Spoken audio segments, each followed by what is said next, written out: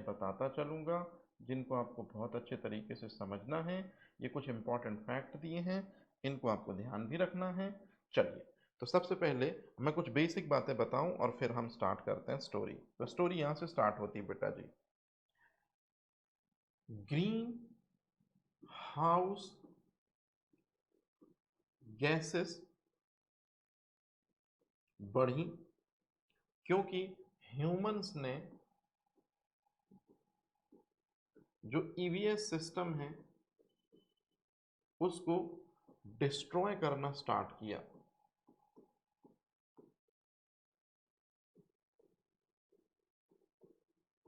ध्यान रखिएगा, कोई आपसे पूछे कि why green house gases have high in the atmosphere, तो एकदम सिंपल सी चीज़ है कि ह्यूमन ने ईवीएस सिस्टम को डिस्ट्रॉय करना स्टार्ट किया। और ये कब से है?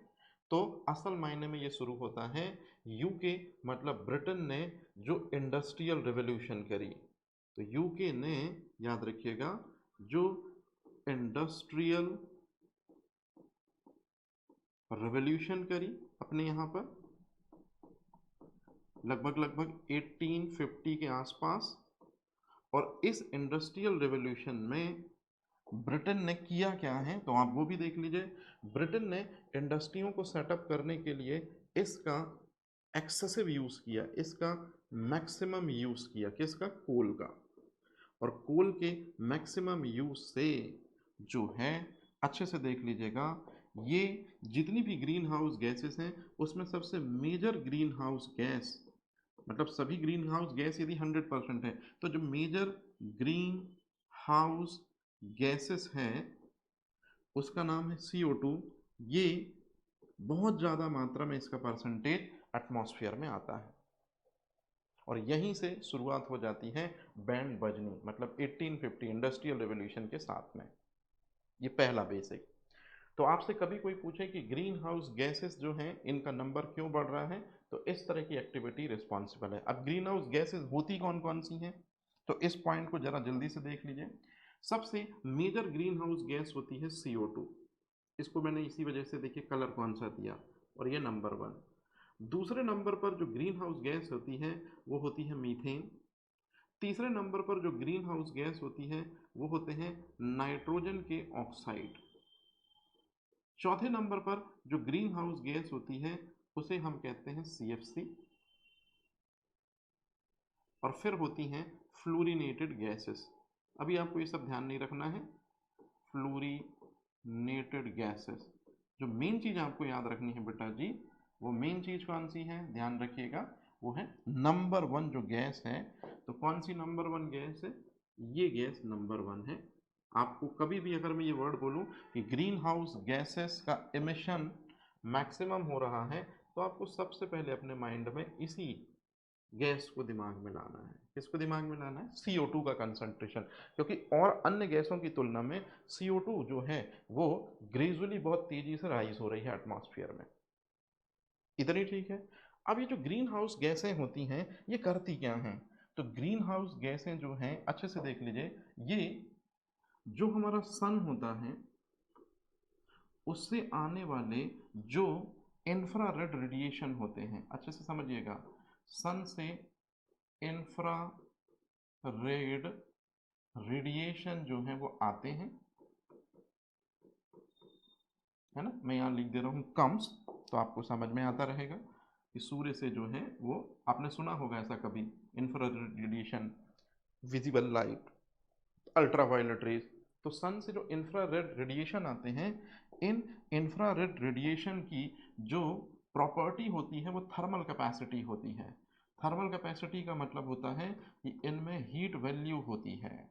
ठीक है, तो हीट वैल्यू जो है, ये वैल्यू सही नहीं लिखा, आप इसको समझ लीजिएगा, ये थर्मल कैपेसिटी होती है। तो मैंने शॉर्ट में लिख दिया है बेटा जी, ध्यान रखिएगा। तो इंफ्रारेड रेडिएशन की हीट वैल्यू होती है, इनके पास टेम्परेचर होता है, थर्मल वैल्यू होती है। तो जो ग्रीन हाउस गैसेस का हायर अमाउंट है, अच्छे से देख लीजिए, जैसे CO2 एक गैस हो गई, ये क्या करता है कि ये अगर CO2 की ज़्यादा परसेंटेज है तो वो इन रेडिएशन को, इंफ्रारेड रेडिएशन को काफ़ी तेज़ी से एब्जॉर्ब करेगा। और जैसे ही इंफ्रारेड रेडिएशन को CO2 की एक्सेस अमाउंट तेजी से एब्जॉर्ब करेगा तो फिर जो अर्थ है इसका जो टेम्परेचर है वो नॉर्मल होता है 15 डिग्री। 25 डिग्री मत बोल दीजिएगा, 25 डिग्री तो रूम टेम्परेचर होता है, मैं तो अर्थ के टेम्परेचर की बात कर रहा हूँ। तो अर्थ का टेम्परेचर कितना होता है? 15 डिग्री। ये अर्थ का टेम्परेचर CO2 और दूसरी ग्रीन हाउस गैसेस के एक्सेस की वजह से ये ज़्यादा से ज़्यादा इनको ट्रैप करेंगे, और ज़्यादा से ज़्यादा इनको ट्रैप करने के बाद अर्थ का टेम्परेचर जो है ये हो जाएगा नॉर्मल टेम्परेचर से ज़्यादा, मतलब अर्थ का जो टेम्परेचर है वो क्या हो जाएगा? ज़्यादा हो जाएगा। और अर्थ का टेम्परेचर ज़्यादा होना इसी को कहते हैं ग्लोबल वार्मिंग। तो ग्लोबल वार्मिंग जो है ये पहली मेजर प्रॉब्लम है जो ग्रीन हाउस गैसेस की वजह से आई। ध्यान रखिएगा, ग्लोबल वार्मिंग में टेम्परेचर ज़्यादा होने से, अच्छे से सुनिएगा, जो सी लेवल है, सी लेवल वो राइज हुआ। टेम्परेचर ज़्यादा होने से जो सॉइल का मॉइस्चर है वो लेस हुआ। टेम्परेचर ज़्यादा होने से मॉस्किटो फ्ली मतलब इंसेक्टा का नंबर तेजी से ग्रो हुआ। इंसेक्टा नंबर ग्रो हुआ जिससे कम्युनिकेबल डिसीजेस बढ़ी।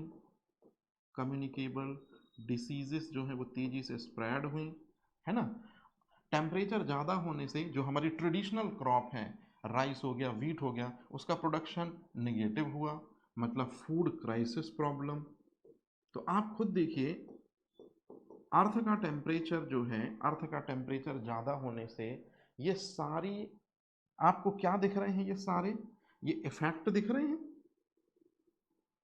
अर्थ का टेम्परेचर ज़्यादा होने से ये जो आपको सारे इफेक्ट दिख रहे हैं, इन्हीं इफेक्ट को कंक्लूड कर दिया गया एक वर्ड में और नया नाम दिया गया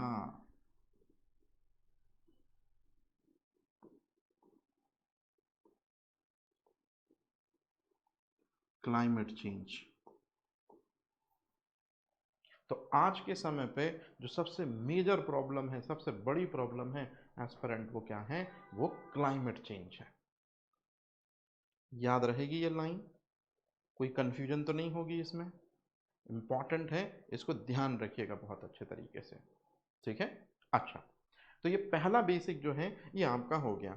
अब क्लाइमेट चेंज को ओवरकम करने के लिए क्या क्या प्रोसीजर है, क्लाइमेट चेंज को किस तरह से डिसॉल्व किया जाए, तो ध्यान से सुनिएगा।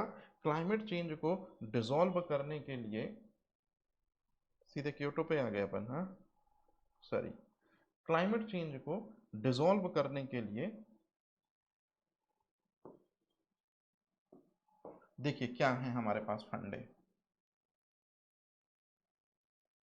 ये थोड़ा सा मैं ले लेता हूँ ताकि आपको चीज़ें बहुत अच्छे से समझ में आ जाए, क्योंकि अगर ये चीज़ मैंने आपको समझा दी ना बेटा तो आपका काम बहुत हद तक आसान हो जाएगा। बहुत हद तक आपका काम जो है वो आसान हो जाएगा। तो चलिए देखिए क्या कह रहा हूँ। चलिए, तो मैं ये कह रहा था कि मेजर प्रॉब्लम क्या है? क्लाइमेट चेंज है। अब ध्यान से सुनिएगा, एक ब्रटलैंड रिपोर्ट आती है, बात करते हैं 1987 की। ये टाइम पीरियड आपको याद रखना है। ये तो 1987 में 1987 में, अच्छा स्टोरी स्टार्ट हो गई है, याद रखिएगा यहाँ से इंपॉर्टेंट फैक्ट। तो 1987 में एक रिपोर्ट आई, ब्रटलैंड कमीशन रिपोर्ट, या मैं इसको शॉर्ट में बोल देता हूँ ब्रटलैंड रिपोर्ट आई। ब्रटलैंड रिपोर्ट में ये साफ साफ कहा गया कि अर्थ को यदि सिक्योर करना है, अर्थ को यदि सिक्योर करना है तो ह्यूमन का जो इंटरफेयर है नेचर में उसको कम करना होगा। ह्यूमन का इंटरफेयर नेचर में कम करना होगा तो ज़रूरत है कुछ ऐसे मॉडल की, कुछ ऐसे रूल्स एंड रेगुलेशन की जिनको न केवल एक सिंगल कंट्री बल्कि होल ऑफ द वर्ल्ड उनको एक्सेस करे और फिर बेहतर तरीके से जो है आगे बढ़े। मतलब ब्रटलैंड रिपोर्ट में ये साफ साफ कहा गया कि हमको अपना पर्सनल ग्रोथ करना है, पर्सनल ग्रोथ हमको करना है, हमको अपना सोशल ग्रोथ भी करना है, मतलब समाज को भी बढ़ावा देना है, और साथ ही साथ में ये दोनों काम जो हमको करने हैं, इन दोनों कामों में ये जो है EVS मतलब एनवायरमेंट, ये हार्म नहीं होना चाहिए, ऐसा ये बोला गया। तो पर्सनल ग्रोथ हो, सोशल ग्रोथ हो और एनवायरमेंट हार्म ना हो, इसके लिए दुनिया के सारे देशों को इस तरह से चलना होगा, और इसे ही कहते हैं हम सस्टेनेबल डेवलपमेंट के जरिए। तो यहाँ पर एक बार फिर से देख लीजिए जरा, पूरी दुनिया को जो है कौन से तरीके से मूव करना होगा, पूरी दुनिया को चलना होगा सस्टेनेबल डेवलपमेंट को बेस बनाना होगा। तो आपसे अगर मैं क्वेश्चन पूछूं, सस्टेनेबल डेवलपमेंट की पहली हाइपोथेसिस बताइए किस रिपोर्ट में दिखी, जल्दी से बताइए किस रिपोर्ट में दिखी। तो आप क्या बोलेंगे बेटा जी, ब्रटलैंड कमीशन रिपोर्ट, इसमें तो कोई दिक्कत नहीं है। अच्छा, इसी के बाद ब्रटलैंड कमीशन रिपोर्ट ने जब सस्टेनेबल डेवलपमेंट का आइडिया दिया तो बस था क्या, बिना देरी किए हुए नेक्स्ट 5 ईयर में 1992 पे पहुंचते हैं हम। यहाँ से क्वेश्चन शुरू हो चुके हैं, आपको प्लीज अवेयर रहना पड़ेगा बेटा। हाँ, तो एक समिट होती है 1992 में रियो में, इसी को रियो समिट कहते हैं, ब्राजील में है ये, सभी देशों के लोग आते हैं। इसी को कुछ किताबें अर्थ समिट भी कहती हैं, रियो समिट को। और रियो समिट में या अर्थ समिट में जो है, जो 1992 में हुआ, इसमें सस्टेनेबल डेवलपमेंट के, अच्छे से ध्यान रखिएगा, सस्टेनेबल डेवलपमेंट हो इसके लिए एजेंडा 21 ये लाया गया। रियो समिट में सस्टेनेबल डेवलपमेंट हो, बेहतर तरीके, सस्टेनेबल डेवलपमेंट का मतलब है ये चीज़ है, ये चीज़ हो, पर्सनल ग्रोथ हो, सोशल ग्रोथ, एनवायरनमेंट हार्म ना हो। तो इसके लिए रियो में क्या चीज़ आई गई, ध्यान से देख लीजिए, एजेंडा 21 आया। और एजेंडा 21 जो है, इसके आने का कॉन्सेप्ट था फॉर ट्रांसफॉर्मिंग द वर्ल्ड, कि वर्ल्ड को बेहतर कैसे बनाया जाए, फॉर ट्रांसफॉर्मिंग वर्ल्ड। ये बहुत इंपॉर्टेंट है, ये बेसिक समझ में आ गया आपको कि ये। अब इसी में रियो सम्मेलन में या रियो समिट में ही, अच्छे से देखिएगा, इंपॉर्टेंट चीज है, रियो समिट में ही एक बात और बहुत से देशों ने ये मुद्दा उठाया कि जो क्लाइमेट चेंज है एक बिगेस्ट प्रॉब्लम है, याद रखिएगा बिगेस्ट वर्ड यूज किया मैंने, और आज के समय की भी बिगेस्ट प्रॉब्लम है। तो एक बिगेस्ट प्रॉब्लम है, उसका नाम है क्लाइमेट चेंज। इसको कैसे ओवरकम किया जाए, तो इंटरनेशनल लेवल पर क्लाइमेट चेंज प्रॉब्लम को ओवरकम करने के लिए एक ट्रीटी बनती है जिसको कहते हैं UNFCC, United nation framework convention on climate change. ये UNFCC क्या बनी, UNFCC एक ट्रीटी बनी, ध्यान रखिएगा, मैं यहां पर लिख भी दे रहा हूं शॉर्ट में, ये UNFCC एक ट्रीटी बनी। UNFCC ट्रीटी में जितने कंट्रीज ने सिग्नेचर किए, तो UNFCC एक ट्रीटी है, तो ऑब्वियसली सी बात है कि इस ट्रीटी को फुलफिल करने के लिए कंट्रीज ने क्या किए होंगे, साइन किए होंगे। तो जिन कंट्रीज ने UNFCC ट्रीटी पे सिग्नेचर किए उन्हीं को बोला गया कोप। कोप का मतलब क्या होता है, कोप का मतलब होता है कॉन्फ्रेंस ऑफ पार्टीज।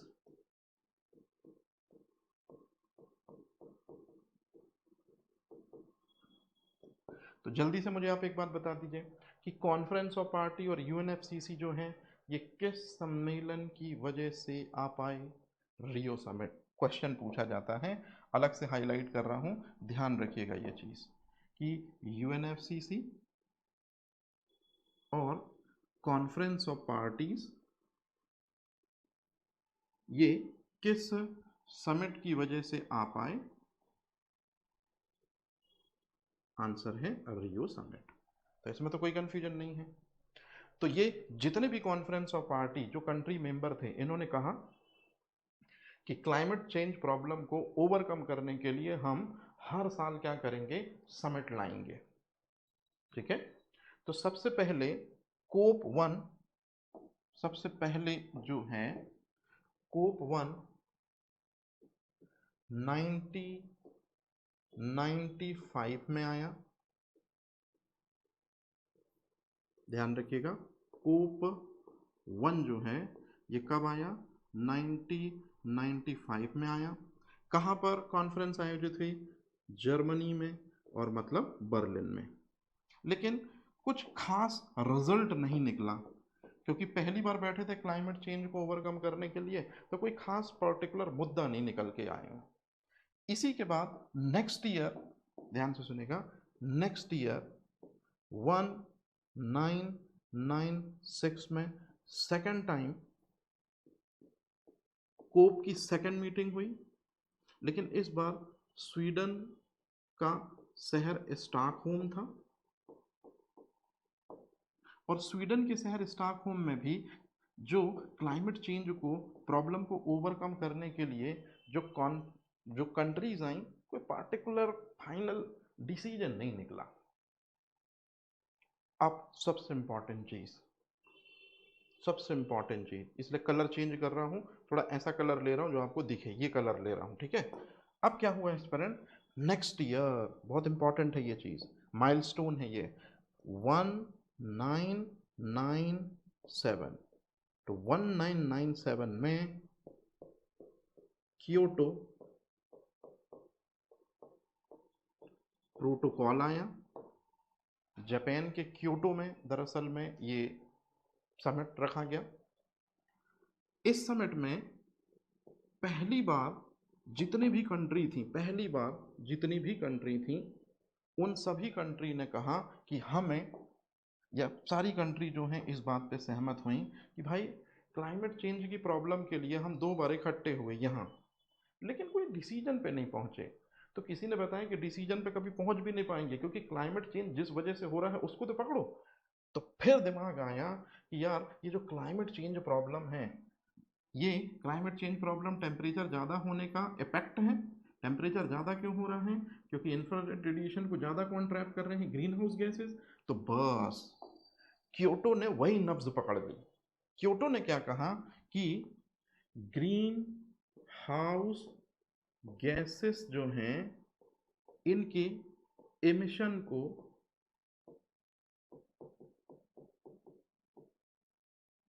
रिड्यूस किया जाए। ये था क्योटो प्रोटोकॉल का रियल रीजन। पूछा जाता है ये आपसे हमेशा, थोड़ा सा याद रखिएगा। इसके लिए मैं वर्ड यूज कर रहा हूं, मोस्ट इंपॉर्टेंट। बचपन में पढ़ते थे ना हम लोग ये। तो ग्रीन हाउस गैसेस एमिशन को रिड्यूस किया जाए, और स्पेशली जिनको रिस्पॉन्सिबिलिटी दी गई कि आपको ऐसा करना है, याद रखिएगा, वो थे यूएसए, वो थे यूएसएसआर। इसमें थोड़ा मेरे को कंफ्यूजन रहती है बेटा जी, ये डेवलप्ड नेशन है कि डेवलपिंग नेशन है? आई थिंक शायद डेवलप्ड नेशन कि डेवलपिंग नेशन है ये, मतलब यूएसए यूएसएसआर, देख लीजिएगा ये चीज़। तो चूंकि एनवायरमेंट को हार्म करने में, या सबसे ज़्यादा ग्रीन हाउस गैसेस का प्रोडक्शन इन कंट्रीज ने किया है। किन कंट्रीज ने किया है? मैं एक बार इसको कंफर्म कर लेता हूँ ताकि आपको फ्यूचर में कभी कोई प्रॉब्लम ना हो। तो विकसित देश, डेवलप्ड कंट्री। तो जो डेवलप्ड कंट्री हैं ये था मेरे को, लेकिन वही है ना कि एक नेगेटिविटी भी नहीं होनी चाहिए। सो डेवलप्ड जो कंट्रीज हैं, ध्यान रखिएगा, जो डेवलप्ड कंट्रीज हैं उनको बोला गया कि आपको ग्रीन हाउस गैसेस का एमिशन 5% तक कम करना है। और ये बात कब बोली गई? 1997 में बोली गई। कब बोली गई? 1997 में बोली गई ये बात।